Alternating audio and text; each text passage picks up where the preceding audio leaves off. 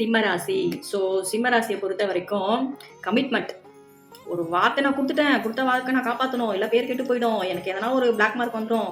அந்த சொன்ன சொல்லுக்காக, குடுத்த வாக்குக்காக அந்த பேர் ஸ்பாயில் ஆகக்கூடாதுன்றதுல ரொம்ப ஒரு கண்ணியமா இருப்பாங்க. ரொம்ப கட்டுப்பாடோட இருப்பாங்க. ஒரு சிம்ம ராசிக்காரங்களோட ஃப்ரீடம மட்டும் ஒருத்தவங்க போய் டச் பண்ணிட்டாங்கன்னா, சுனாமி மாரி பொங்கிடுவாங்க. ஏன்னா சிம்ம ராசிய பொறுத்த வரைக்கும் டிஃபால்ட்டா அவங்களுக்கு ரொம்ப ரொம்ப இம்பார்ட்டன்ட் என்னன்னா, அவங்களுடைய ஃப்ரீடம் மட்டும் தான். அத மட்டும் யாரும் யாருக்காகவும், எந்த சிச்சுவேஷனுக்காகவும் விடவே மாட்டாங்க. விட்டு தரவும் மாட்டாங்க.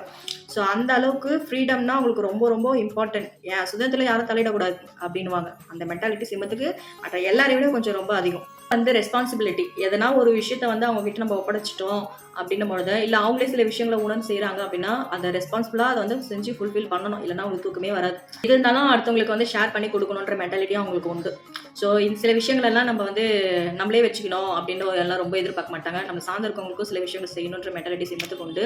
ஸோ அதே போல வந்து எல்லார்கிட்டயும் சாஃப்ட்னா சாஃப்ட்டா ஹேண்டில் பண்ணுவாங்க. ஹார்ஷ்னா ஹார்ஷா ஹேண்டில் பண்ணுவாங்க. மிரர் மாரி அவங்க கிட்ட நம்ம எப்படி அப்ரோச் பண்றோமோ அதோட ரிஃப்ளெக்ட் கண்டிப்பா அவங்களுக்கு அவங்க கிட்ட இருந்து வெளிப்படும். ஸோ இதெல்லாம் கலந்த கலவை தான் சிம்மம்.